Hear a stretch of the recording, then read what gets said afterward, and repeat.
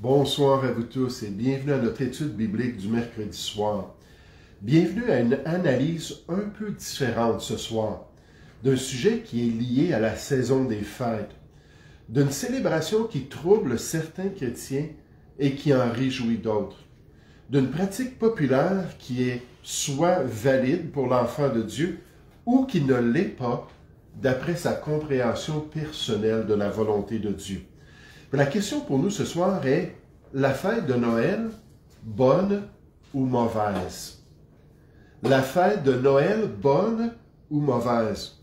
La célébration par le chrétien de la fête de Noël, est-ce quelque chose de bon ou de mauvais aux yeux de Dieu?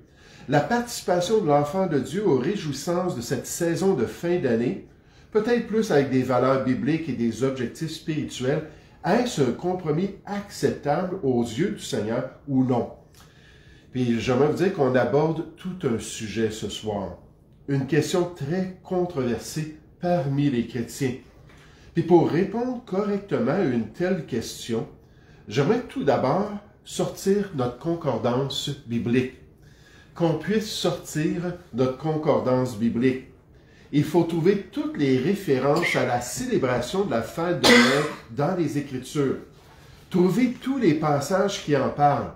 Puis si ce soir, là je vois qu'il n'y a personne qui a de concordance biblique, mais quand on parle d'un sujet controversé comme ça qui divise les chrétiens, c'est la première chose à faire. C'est de tourner dans une concordance puis de trouver ce que la Bible a à dire sur la question. Puis si on fait ça concernant la célébration de la fête de Noël dans les Écritures, on va s'apercevoir qu'il n'y a absolument aucune référence biblique. La Bible n'adresse pas cette question-là positivement ou négativement. C'est tout simplement pas là. Puis ainsi, la question de la fête de Noël tombe sous les règles de Romains chapitre 14. Elle tombe sous les instructions de Romains chapitre 14, dans cette section du Nouveau Testament qui décrit les zones grises de la vie chrétienne, les pratiques non adressées directement par notre Dieu. J'aimerais qu'on puisse chercher Romains chapitre 14 ce soir. Puis ce que je vais faire avec vous, c'est très différent. J'aimerais juste vous citer des experts dans différents domaines, des experts dans les milieux chrétiens, qui partagent, eux, leur opinion sur la fête de Noël, qui donnent un peu un historique de ce qui s'est produit dans le passé, ce qu'on peut en déduire avec les vérités de la parole de Dieu. Mais Romains chapitre 14, c'est toujours le passage le plus important.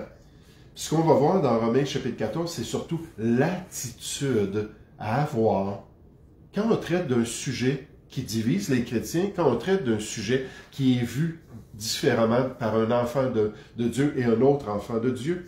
Le théologien Michael Hoodman nous rappelle que le débat sur la question de savoir si les chrétiens devraient ou non célébrer Noël fait rage depuis des siècles dans l'Église chrétienne. Il y a des chrétiens tout aussi sincères et engagés des deux côtés de la question, chacun ayant des raisons pour lesquelles Noël devrait ou ne devrait pas être célébré par les enfants de Dieu. Puis là, juste avec cette petite déclaration-là de ce théologien, tout de suite, je me dis, wow, ça ressemble vraiment à ce qu'on voit dans Romains chapitre 14, à ce qui se passait dans la communion au niveau des chrétiens de l'Église de Rome. Le pasteur Ed Jared affirme sur la question. En fin de compte, je crois que Romains 14 fournit la réponse la plus définitive des Écritures à la question de la célébration ou non de Noël. Paul, tout en discutant quelques sujets controversés, dit « L'un considère un jour comme plus sacré qu'un autre. Un autre considère chaque jour comme pareil. Chacun d'eux devrait en être pleinement convaincu dans son propre esprit. Celui qui considère un jour comme spécial le fait pour le Seigneur.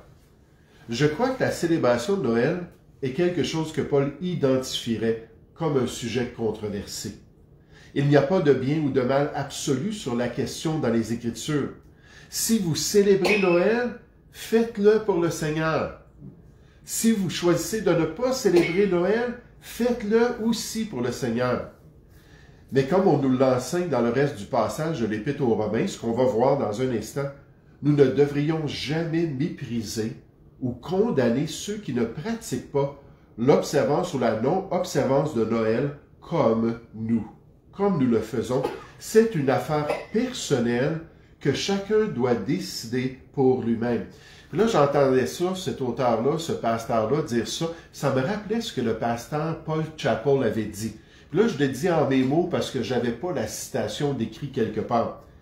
Il a dit l'unité dans les doctrines principales, la liberté dans les sujets secondaires, mais l'amour en toutes choses.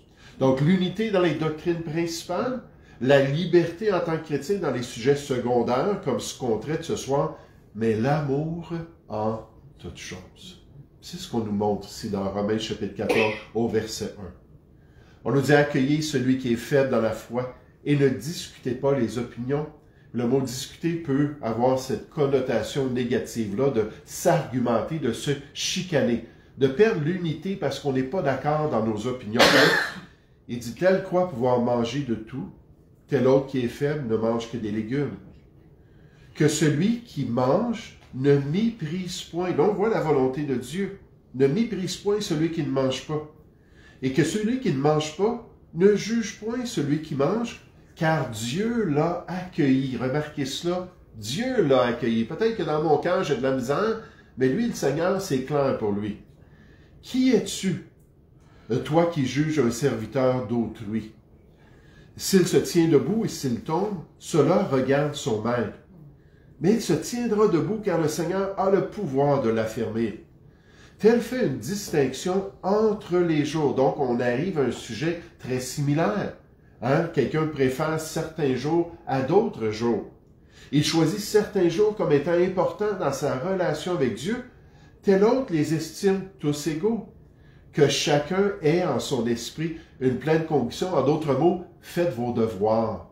Examinez la question. Plongez les regards dans la loi de Dieu, la loi de la liberté, pour trouver une conviction sur la question. Celui qui distingue entre les jours agit ainsi pour le Seigneur. Quand un chrétien a une croyance, une pratique, une position qui diffère de la mienne, dans ces zones grises-là, qui ne sont pas adressées dans la parole de Dieu, on nous dit que Dieu l'accepte, puis qu'il le fait dans une relation pure et sincère devant Dieu. Celui qui mange, c'est pour le Seigneur qu'il mange, car il rend grâce à Dieu. Celui qui ne mange pas, c'est pour le Seigneur qu'il ne mange pas, et il rend grâce à Dieu. En effet, nul de nous ne vit pour lui-même, et nul ne meurt pour lui-même. Car si nous vivons pour le Seigneur. Si nous mourrons pour le Seigneur. Paul dit, on cherche tous à faire ce qui est bien devant Dieu. Soit donc que nous vivions, soit que nous mourions, nous sommes au Seigneur. Car Christ est mort et il est revenu à la vie afin de dominer sur les morts et sur les vivants. Mais toi, pourquoi juges-tu ton frère? Ou toi, pourquoi méprises-tu ton frère? Puisque nous comparaîtrons tous devant le tribunal de Dieu, car il est écrit, « Je suis vivant, dit le Seigneur, tout genou fléchira devant moi et toute langue donnera gloire à Dieu. Ainsi chacun de nous rendra compte à Dieu pour lui-même. » Là, on aurait pu regarder le verset 13, qui est très clé, mais je ne m'attendais pas à le consulter ce soir, qui nous dit, au lieu de juger les autres, veille sur toi, pour ne pas être une occasion de chute envers autrui. Mais les attitudes, les paroles blessantes, le mépris du prochain, on les a tous vus et expérimentés dans notre ministère, ma famille et moi, mon épouse et moi, sur cette question de la célébration de Noël. Alors que des chrétiens zélés pour ce qu'ils considéraient la vérité incontournable sur la question, ont semé du trouble dans le passé, dans l'œuvre du Seigneur, avec un zèle amer et un esprit de dispute. Puis dans Jacques 3,16, on nous dit ça ne vient pas de l'Esprit de Dieu, ça ne vient pas d'en haut, c'est pas la sagesse du Seigneur. Puis malheureusement, avec une attitude destructrice envers l'œuvre de Dieu. Et ce soir, j'aimerais qu'on puisse comprendre que non seulement cette question personnelle de la célébration de la fête de Noël n'est pas une question biblique, c'est pas un sujet doctrinal quelconque, mais de plus, c'est une question historique des plus incertaines. Puis moi, je l'ai vécu juste cette semaine, alors que je lisais des récits de l'histoire chrétienne, des récits la pratique, à travers le Moyen-Âge, à travers la période des réformateurs, à l'âge moderne, ce qui s'est produit aux États-Unis. Ça a été interdit pendant un certain temps par les églises qui étaient plus au contrôle des États. Après ça, il y a eu un retour de la fête. Puis je lisais toutes sortes de choses. Mais souvent, c'était contradictoire. Souvent, c'était opposé. Ça donnait deux versions des mêmes événements à la même époque qui ne se coordonnaient pas. Quand on parle de questions historiques, il faut se rappeler que souvent, ce sont des sujets incertains. Pourquoi? Parce qu'on n'est pas là, dans l'histoire là, au 2e siècle. On n'est pas dans l'histoire au 5e siècle. On n'est pas dans l'histoire en Angleterre au 8e siècle. Là, on nous raconte ce que des données, des faits, des preuves disent concernant ces événements-là, mais c'est très incertain. C'est un sujet du passé de l'homme qui n'est pas parfaitement clair et net, avec des versions des faits historiques qui sont différents, opposés sur la pratique de cette fête. Des sources historiques qui sont variées et souvent contradictoires, puis juste ça, encore une fois, ça devrait produire de l'humilité. Parce qu'effectivement, Dieu le sait. Il sait ce qui s'est produit. Il sait comment ça s'est développé. Il sait ceux qui étaient vraiment de vrais chrétiens, comment ils ont pratiqué cela. Il sait ce que Martin Luther a fait avec le sapin dans sa cour là, au 16e siècle. Il connaît tous ces détails-là. Mais nous, on peut juste espérer comprendre un peu. Donc, ça prend de l'humilité.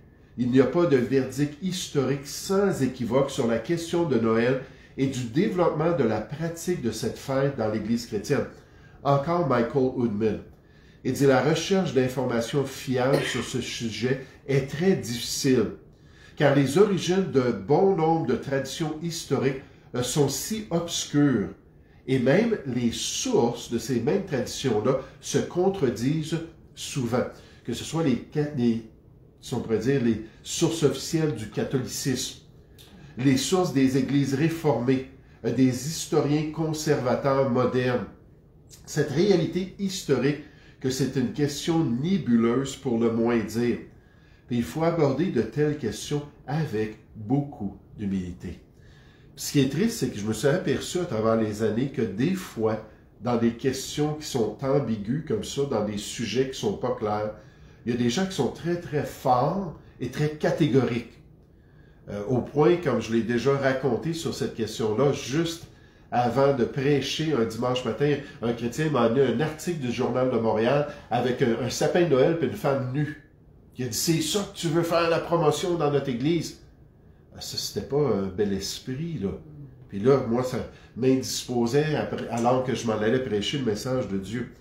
Mais des fois, ça démontre tout simplement une ignorance des nuances.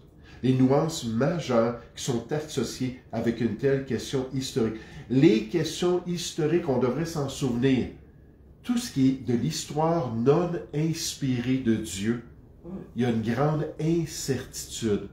On devrait faire attention de marcher humblement. Cherchez avec moi l'Épître aux Éphésiens, au chapitre 4.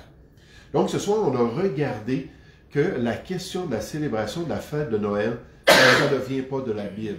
On ne peut pas trouver ça dans la parole de Dieu. Oui, on nous parle de la naissance, de l'incarnation de Jésus, du contexte des bergers, de ce qui s'est produit plus tard avec les mages, les anges, puis Hérode qui a voulu faire tuer Jésus quand il y avait environ 2 ans. Toute cette question-là. Mais la célébration de Noël, ça ne vient pas de la parole de Dieu. Romains 14 nous dit, si c'est le cas, bien, vous allez arriver à des conclusions différentes. Soyez donc remplis d'amour les uns pour les autres. Et ici, dans Éphésiens chapitre 4, on nous montre que l'humilité, c'est la meilleure option dans l'Église chrétienne. L'humilité, en tant que chrétien, c'est toujours la meilleure option. Éphésiens chapitre 4, verset 1.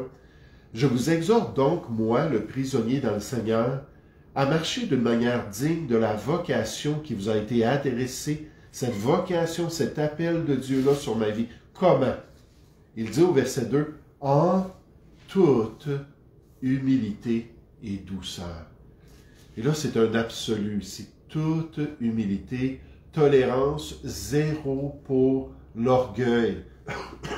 Tolérance zéro pour les mauvaises attitudes les uns envers les autres. Avec patience.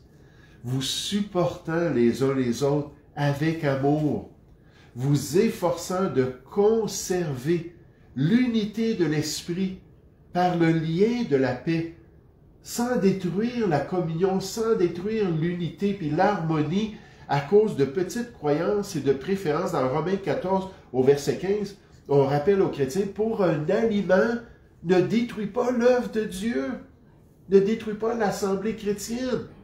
C'est ce qu'on nous dit ici, verset 4, il y a un seul corps et un seul esprit. Il y a des choses qui nous amènent à avoir cette unité-là. Comme vous aussi, vous avez été appelés à une seule espérance par votre vocation. Il y a un seul Seigneur, une seule foi, un seul baptême, un seul Dieu et Père de tous, qui est au-dessus de tous et parmi tous et en tous. Donc, on devrait se respecter, Romains chapitre 14, Éphésiens chapitre 4, on devrait être humbles les uns envers les autres quand on a des opinions qui sont différentes. Puis, je me suis posé la question, mais qu'est-ce qui peut être clair pour nous quand on pense à la célébration de la fête de Noël? Puisque ce n'est pas dans la Bible, puisque historiquement c'est ambigu, est-ce que quelque chose de bien clair? Puis pour moi, ce qui est clair, c'est le fait que Jésus n'est pas né le 25 décembre. Jésus n'est pas né le 25 décembre. Michael Woodman. Le 25 décembre n'est peut-être même pas proche de la date de la naissance de Jésus. Et les arguments des deux côtés sont nombreux. Certains concernant le climat d'Israël, alors qu'on regarde les textes bibliques, les pratiques des bergers en hiver et les dates du recensement romain qui est mentionné. Aucun de ces points n'est exempt d'une certaine part de conjecture, encore une fois d'interprétation historique, alors que ce n'est pas clair dans la parole de Dieu et dans les faits de l'histoire passée. Ce qui nous ramène au fait que la Bible ne nous dit pas quand Jésus est né. Les chrétiens qui célèbrent Noël voient souvent cette fête comme une belle occasion toutefois de proclamer Christ comme la raison de la saison. On va revenir tout à l'heure là-dessus. Parmi les nations et auprès de ceux qui sont pris dans le piège des fausses religions, ce qu'il dit, c'est que, effectivement, c'est pas le 25 décembre, ça n'a rien à faire avec la naissance de Jésus. Mais pourquoi pas utiliser cela? Puisque c'est quelque chose de culturel dans nos sociétés, puisque c'est quelque chose qui va permettre à des gens de venir nous visiter, parce qu'ils vont accepter dans le temps des fêtes d'être plus moral ou plus pieux ou plus religieux. Pourquoi ne pas saisir cette occasion-là? C'est son commentaire. Le pasteur Charles Spurgeon, nous oserions affirmer que s'il y a un jour dans l'année dont nous pouvons être à peu près sûrs que ce n'est pas le jour de la naissance du Sauveur, c'est bien le 25 décembre. En ce qui concerne ce jour, n'oublions pas d'en profiter pour rendre grâce à Dieu pour le don de son Fils bien-aimé, même si ce n'est pas historique. C'est une belle occasion pour aujourd'hui dire merci au Seigneur. Ed Jarrett, la date réelle de la naissance de Jésus est inconnue. Rien dans les Écritures ne nous aide à identifier un jour spécifique de l'année. La plupart des spécialistes que j'ai lus suggèrent que ce n'était pas en hiver, mais plutôt au printemps. Et c'est basé sur le fait que les bergers gardaient les troupeaux dans les champs près de Bethléem, probablement plus à ce temps-là de l'année. Mais d'autres s'y opposent également. Encore d'autres conclusions historiques contradictoires. Donc, dans ceux qui sont spécialisés là, au niveau de l'histoire biblique, au niveau de ce qui se passait, même en Palestine, tout ça, disaient non, c'est le contraire. Donc, c'est pas clair. On ne peut pas arriver à une conclusion parfaite sur ça. Alors, la question, c'est pourquoi célébrer la fête de l'incarnation de notre Sauveur à une date qui n'est pas la vraie date de sa venue? Puis moi, je répondrais à ça, comme vous allez voir d'autres auteurs, c'est pour célébrer tout de même sa venue. Même si on n'a pas la vraie date de son entrée dans la race humaine, c'est qu'on veut saisir l'occasion de proclamer son incarnation dans un monde perdu, de célébrer le fait qu'il a pris un corps semblable au nôtre pour ensuite l'offrir sur la croix du Calvaire pour notre salut, pour proclamer son évangile dans le monde entier à un temps précis de l'année que Dieu peut utiliser pour sauver les perdus, comme dans le message du dimanche. Je vais donner ce témoignage-là d'un athée que tout à coup, une invitation, il avait toujours refusé. Puis là, dans le temps des fêtes, à Noël, réunion spéciale dans une église, on l'invite et il dit, oui, certainement, je vais y aller. Là, il a entendu l'Évangile, Dieu a touché son cœur puis il a été sauvé. Merci Seigneur que cette Église-là a saisi l'opportunité. Dans son ministère, Paul a dit, « Je fais tout à cause de l'Évangile afin d'y avoir part. » 1 Corinthiens 9, 23. En se faisant tout à tous dans la culture où il vivait afin d'en gagner le plus grand nombre. Donc, pourquoi ne pas avouer, c'est pas le 25 décembre que Jésus est né, mais pourquoi ne pas saisir l'occasion pour pouvoir inviter des gens à venir au Sauveur et à croire en lui. Michael Hoodman. Certains s'opposent à cette fête parce que la date de naissance de Christ est inconnue. Même si cela est vrai, ne pas connaître la date exacte de la naissance de Jésus ne signifie pas qu'il est erroné de choisir une date pour la célébrer. La date exacte est moins importante que le motif derrière notre célébration. Donc, la raison derrière notre célébration de Noël, c'est plus important. Le pasteur John R. Rice, qui était un évangéliste, un pasteur, mais un évangéliste, il dit « Vous ne pourriez jamais vraiment profiter de Noël et célébrer cette fête tant que vous ne pourrez pas regarder le visage du Père et lui dire qu'un jour vous avez reçu son précieux cadeau de Noël. » Avec une approche évangélique envers cette fête.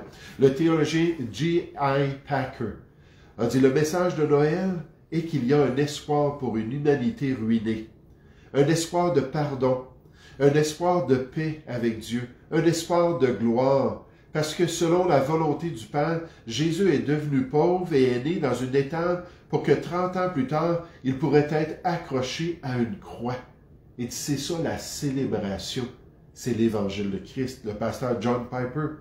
Même si la date du 25 décembre a été choisie en raison de sa proximité avec une sorte de fête païenne, où effectivement, on va le voir plus tard, il dit « Prenons-la, cette fête, sanctifions-la, profitons-en au maximum, car Christ est tellement digne d'être célébré aussi dans sa naissance. » Puis ce qu'il voulait dire, c'est que Dieu, dans les deux testaments, a établi des fêtes. Puis l'objectif de ces fêtes-là, c'était des rappels historiques de ses œuvres pour que lui puisse être glorifié et proclamé aux yeux des hommes. Il dit, pourquoi ne pas prendre cette fête-là, puis faire comme le modèle biblique et pouvoir proclamer le message du Seigneur. La véritable histoire de Noël est l'histoire de Dieu devenu un être humain dans la personne de Jésus-Christ. Pourquoi Dieu a-t-il fait une telle chose? Parce qu'il nous aime. Pourquoi Noël est-il nécessaire pour l'Église de Jésus-Christ? Parce que nous avions besoin d'un Sauveur, qu'il est venu pour nous. Il dit, pourquoi fête-t-on Noël à chaque année? Par gratitude pour ce que Dieu a fait pour nous. Nous nous souvenons de sa naissance en nous offrant des cadeaux, en l'adorant, en étant particulièrement attentifs aux pauvres et aux personnes moins fortunées.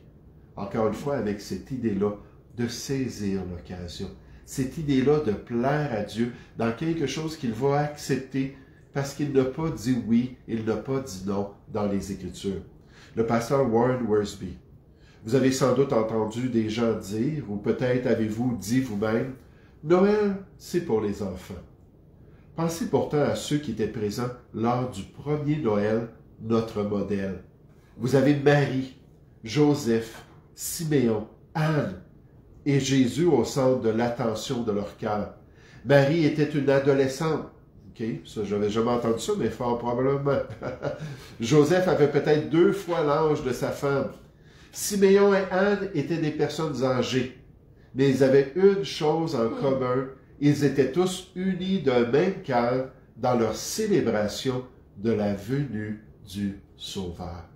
Comme ça devrait être le cas pour nous, si vraiment on a cette liberté-là dans le Seigneur.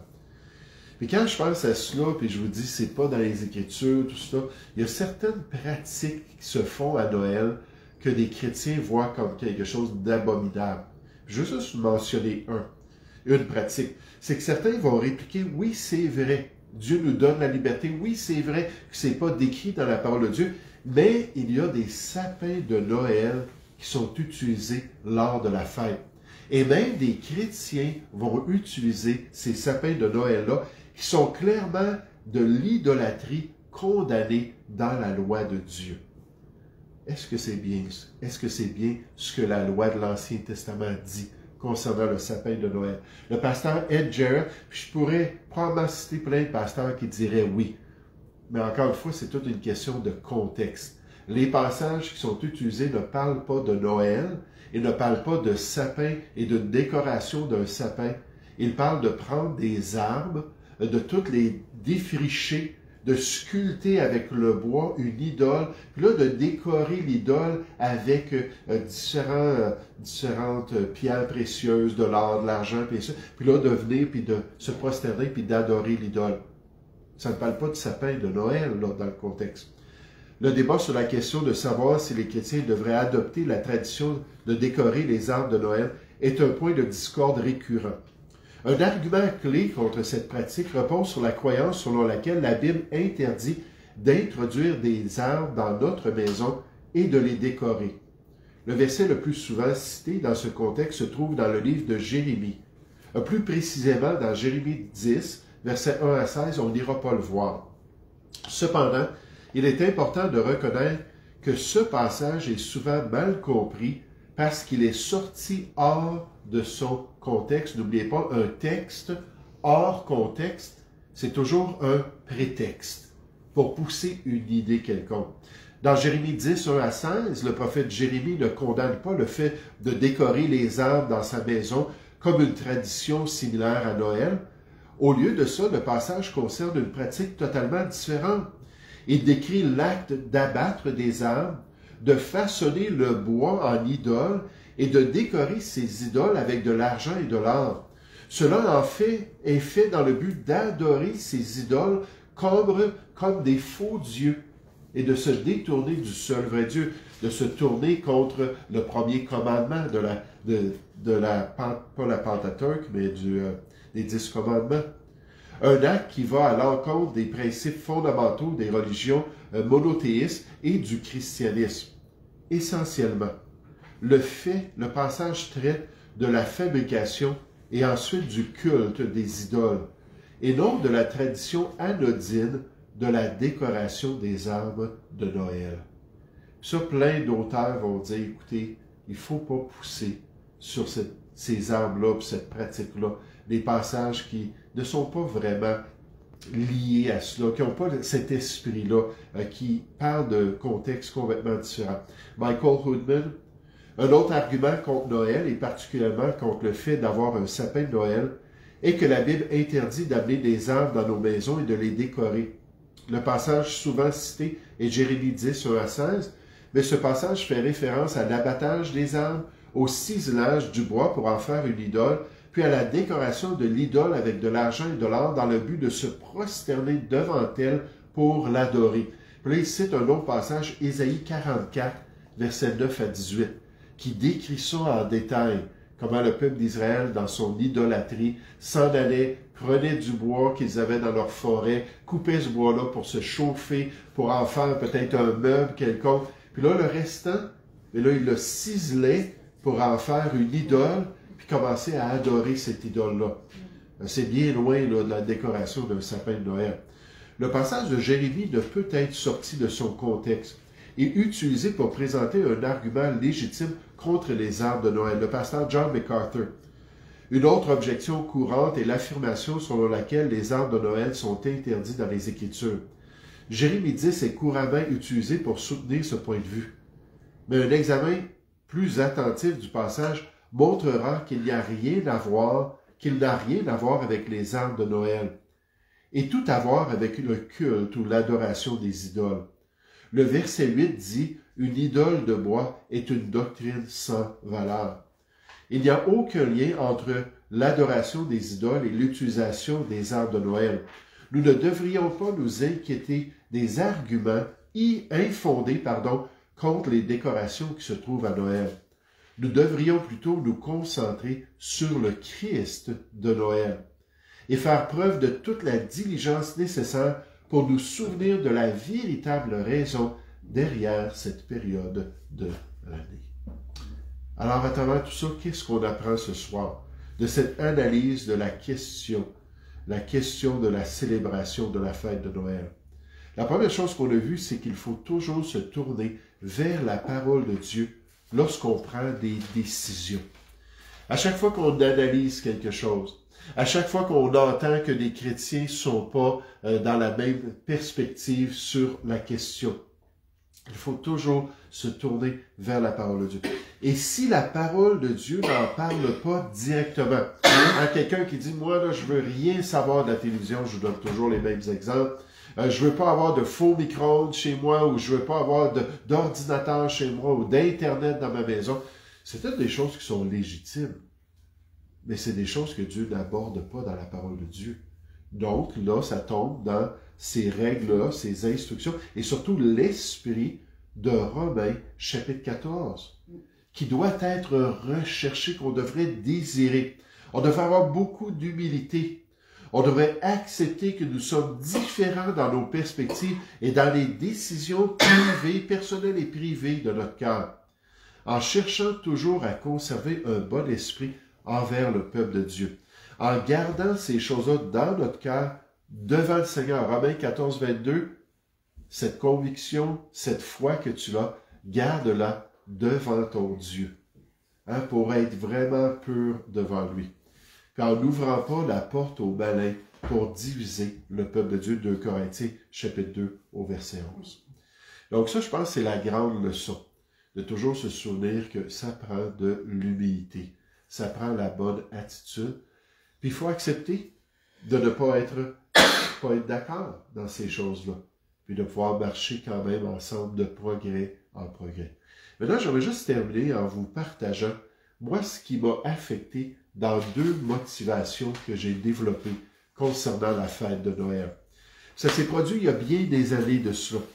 Alors que je lisais sur l'histoire de la fête de Noël et la célébration qui s'est développée dans différents endroits, mais surtout dans l'Empire romain dans les premiers siècles. Puis comment est-ce que, finalement, effectivement, cette fête-là de Noël était liée à un festival païen qu'on appelait le Saturnale. Le Saturnale, c'était un festival d'adoration du faux dieu Saturne. Puis pendant cette fête-là, les autorités romaines ont fait quelque chose de totalement différent pour les esclaves dans l'Empire. Le théologien Michael Woodman l'explique.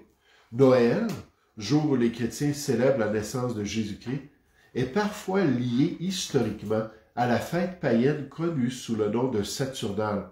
La Saturnale était une fête romaine d'une semaine honorant le dieu Saturne. Puisqu'elle commençait le 17 décembre, elle tombait dans ce que nous appelons aujourd'hui la période des fêtes, la période de Noël. C'était une fête païenne remplie d'immoralité, remplie d'idolâtrie. Pendant la majeure partie de l'histoire, la débauche semble dominer les célébrations de cette fête. En fait, le mot Saturnale est devenu synonyme, éventuellement, d'immoralité et de corruption morale. Donc, c'était vraiment une fête qui était connue comme étant païenne, idolâtre, puis où il y avait des partouzes, des orgies, où on se livrait à tous les excès possibles. Mais les autorités romaines, dans cette période-là, dans cette célébration-là de leur faux dieu, ont décidé de changer la loi concernant les esclaves dans l'Empire romain. C'était une loi impériale qui avait à faire avec tout l'Empire. Il faut se souvenir qu'à la fin du 1er siècle, on estime qu'environ le 3/4 des personnes qui habitaient dans l'Empire romain, c'était des esclaves. Donc, ça avait un très, très grand impact. Qu'est-ce qu'ils ont changé? On nous dit alors, certains récits mentionnent les riches payant un loyer pour les pauvres, les maîtres et les esclaves échangeant des vêtements, etc. Et tout cela lors du Saturnale. Puis un des éléments qui s'est développé, c'est qu'on a permis aux esclaves pendant une semaine d'avoir une liberté et de pouvoir retourner dans leur famille. Puis ça, c'était quelque chose qui a été frappant pour les chrétiens. C'est-à-dire que le restant de l'année, dans toutes les autres semaines, 51 semaines de l'année, ils étaient des esclaves sans aucune pause, sans aucune vacance, sans aucune liberté. Puis là, tout à coup, dans une fête totalement païenne qu'ils n'aimaient pas, puis encore une fois, j'ai vu certains historiens païens qui disaient « Oh, les chrétiens, là, dans le Saturnal, là, faisaient pas juste retourner à la maison, voir leur famille, puis ça. Ils allaient dans les partouzes, puis ils se livraient à toutes ces choses-là. » Encore une fois, c'est contradictoire. Donc, disent que les chrétiens, qui étaient des enfants de Dieu, qui connaissaient vraiment le Seigneur, ne voulaient absolument rien savoir de cela, puis ne participaient pas à ces folies-là. Mais à cause de ce décret impérial, une semaine de vacances était maintenant disponible.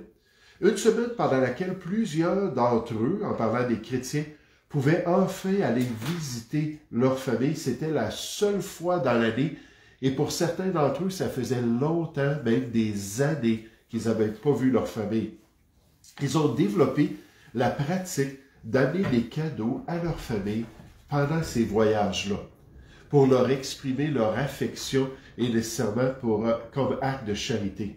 Les esclaves bénéficiaient alors d'une liberté temporaire et ils étaient traités sur un pied d'égalité comme étant la seule fois dans l'année où ils avaient cette liberté-là. Puis durant cette semaine, les vrais croyants, certains historiens nous disent ça, eux s'abstenaient des beuveries, des orgies populaires de la société. Ça ne les intéressait pas d'être idolâtres et de participer à cela. Mais ils ont célébré leur liberté qu'ils avaient reçue en Jésus-Christ avec cette nouvelle liberté-là sociale. Puis ultimement, certains d'entre eux amenaient ces cadeaux-là, puis utilisaient ces cadeaux-là pour présenter la vie éternelle qu'ils avaient reçue par la grâce de Dieu. Parce qu'ils étaient des esclaves, ils avaient été arrêtés à cause de leur foi chrétienne bien souvent. Et là, les personnes de leur famille qui ne connaissaient pas le Seigneur, qui étaient libres, et là, ils allaient les voir une fois par semaine, puis ils se disaient, on va en profiter, puis on va amener. Une fois par année, pardon, on va en profiter pendant une semaine, puis on va amener des cadeaux, puis on va utiliser ça pour pointer vers un cadeau qu'ils ont besoin plus que tout autre cadeau, c'est-à-dire le don de la vie éternelle, le cadeau du Seigneur. Autrement dit, les chrétiens désiraient proposer une alternative spirituellement positive à ce qu'ils percevaient comme une célébration païenne dépravée en amenant l'Évangile pendant cette période à leur famille. Ils ont utilisé les cadeaux qu'ils présentaient comme guise d'amour à leur famille comme un moyen pour évangéliser les gens qu'ils aimaient avec le grand cadeau du ciel, c'est-à-dire Jésus-Christ, et avec le temps, et surtout sous Constantin, là c'est devenu quelque chose qui était plus officiel, qu'on parlait de cette période de temps-là dans le christianisme, entre guillemets, mais comme représentant la naissance de Jésus-Christ. C'était le symbole qu'ils voulaient utiliser avec les cadeaux qu'ils amenaient. Puis même les gens du monde, les païens, dans leur idolâtrie, se donnaient aussi des cadeaux. Mais là, eux, ils voulaient en profiter pour exprimer leur amour et utiliser ça comme un tremplin pour pouvoir encourager les gens à se tourner vers le cadeau de Dieu, vers Jésus-Christ. Puis quand j'ai vu cet exemple-là, quand j'ai compris cette perspective, qui est encore une perspective historique incertaine, puis là, je me suis dit, pourquoi ne pas faire cela nous aussi? Saisir cette saison-là qui n'a rien à faire avec la naissance de Jésus. Saisir cette occasion-là où les gens vont se donner des cadeaux mutuellement. Puis là, présenter cela comme une opportunité pour que les gens puissent voir ce grand cadeau de Dieu, qui est la vie éternelle en Jésus-Christ. Et à travers les années de notre ministère, c'est ce qu'on a fait et c'est ce qu'on continue à faire. Humblement, en reconnaissant certaines valeurs qui sont très commerciales, certains personnages qui sont vraiment là pour nous détourner de la vraie raison de la saison, sans vraiment faire la promotion de ces choses-là, puis se concentrer seulement sur cet aspect spirituel-là du grand cadeau de Dieu, comme certainement beaucoup de chrétiens ont fait à travers l'histoire, mais en nous amenant à cette réalisation-là que devant le Seigneur, on peut honorer son Fils et sa venue dans ce monde, alors que Dieu ne nous a pas ordonné de le faire, mais alors que Romains 14 nous dit qu'on peut le faire pour la gloire de Dieu. Puis là, en marchant humblement ensemble, en avouant qu'il n'y a rien de certain dans tout cela, mais qu'on peut le faire de bon cœur pour plaire à Dieu et pour le glorifier dans le temps des fêtes. Nous allons prier ensemble. Oui, Père Céleste, Seigneur, une étude un peu différente ce soir. Une question qui avait été posée récemment concernant cette fête, pour montrer que non, effectivement, c'est fictif. Ce n'est pas la fête de la naissance de Jésus. Réellement, d'après ce qu'on peut en déduire dans les Écritures, il n'y a aucune preuve de cela.